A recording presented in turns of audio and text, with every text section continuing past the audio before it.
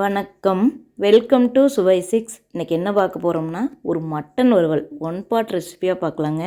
ரொம்ப அருமையாக இருக்கும். கொங்கு ஸ்டைலில் எங்கள் மாமனார் சொல்லி கொடுத்தது இந்த மாதிரி வறுவல். அதில் கொஞ்சம் நான் மசால் தூள்லாம் எக்ஸ்ட்ரா சேர்த்து பண்ணியிருக்கிறேங்க. செம்ம டேஸ்ட்டாக இருக்குங்க. இப்போ 3/4 கிலோ மட்டன் எடுத்துருக்குறோம். இது நல்லா கழுவிட்டு குக்கரில் சேர்த்திருக்கிறோம். அடுப்பு பற்ற வைக்கலைங்க. இதில் சேர்த்திட்டு தான் கடைசியாக பற்ற வைக்கணும். இப்போ சின்ன வெங்காயம் ஒரு கையுங்க, அந்தளவுக்கு போட்டுக்கலாம். அளவு சொல்கிறோம் பாருங்கள், அந்த மாதிரி எடுத்துட்டால் போதும். இஞ்சி பூண்டு ஒரு ஸ்பூன் போதுங்க. இடித்த இஞ்சி 1 ஸ்பூனு, பூண்டு 1 ஸ்பூன், அந்தளவுக்கு போதுங்க. வரமிளகா பார்த்திங்கன்னா ஒரு 8 வரமிளகா. மசாலாத்தூள் பார்த்திங்கன்னா குழம்பு மிளகாய் தூள் 2 டேபிள் ஸ்பூனு.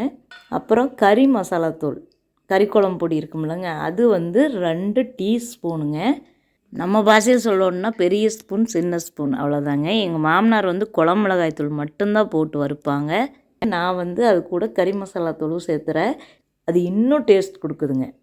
அப்புறம் மஞ்சத்தூள், கரம் மசாலா, இதெல்லாமே மஞ்சத்தூள் எங்கள் மாமனார் சேர்த்துவாங்க, கரம் மசாலா நானாக சேர்த்துறதுங்க. அவங்க குழம்பு மிளகாய் தூள், சின்ன வெங்காயம், வரமிளகா, இஞ்சி பூண்டு அவ்வளோதான் சேர்த்துவாங்க. ஆனால் அதுலேயே நான் கொஞ்சம் எக்ஸ்ட்ரா சேர்த்திருக்கிறேன். ஆனால் செம்ம டேஸ்ட்டுங்க. டேஸ்ட்னா அவ்வளோ ஒரு டேஸ்ட்டு. 1 பார்ட் ரெசிபியாக செய்யலாம், ரொம்ப அருமையாக இருக்கும். தூள் மட்டும் இந்த தூள் இல்லைன்னா மல்லித்தூள் ஒரு 2 ஸ்பூன், மிளகாத்தூள் ஒரு 2 ஸ்பூன் அந்த மாதிரி சேர்த்திக்கிங்க. சீரகத்தூள், பெப்பர் தூள் கொஞ்சம் சேர்த்திக்கலாங்க. கரம் மசாலா கொஞ்சமாக சேர்த்திக்கலாம். இதில் குழம்பு மிளகாய் தூளும் கறி மசாலா தூளும் நானே அரைக்கிறதுங்க. நான் நீ கூடிய சீக்கிரம் அரைப்பேன், வீடியோ கொடுக்குறேன் பாருங்கள். இந்த மாதிரி அரைச்சி வச்சுக்கிட்டா செம்ம டேஸ்ட் கொடுக்குங்க குழம்புக்கு. அது சாம்பாராக இருந்தாலும் சரி, இந்த மாதிரி கறி குழம்பாக இருந்தாலும் சரி நல்லா இருக்குங்க. சாம்பார் பொடி தனியாக அரைச்சி வச்சுக்கோங்க.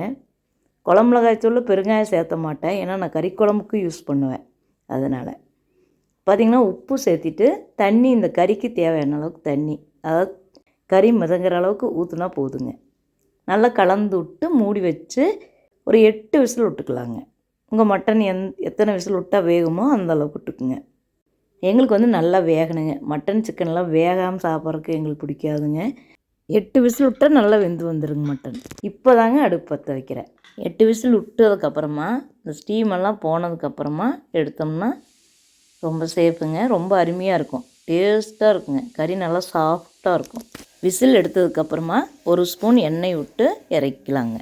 இதே மாதிரி நிறைய நல்ல வீடியோக்கள் இந்த சேனலில் பார்க்கலாம். நீங்கள் நல்ல ரெசிபீஸ் பார்க்கலாம். உங்களுக்கு என்னோட இந்த சுவை 6 சேனல், ஈஸி கலர் கோலம், இல்லத்தரசி கோலம், இந்த 3 சேனல் பிடிச்சதுன்னா சப்ஸ்கிரைப் பண்ணி சப்போர்ட் பண்ணுங்கள். இந்த வீடியோ பிடிச்சா லைக் பண்ணுங்கள். தேங்க்யூ.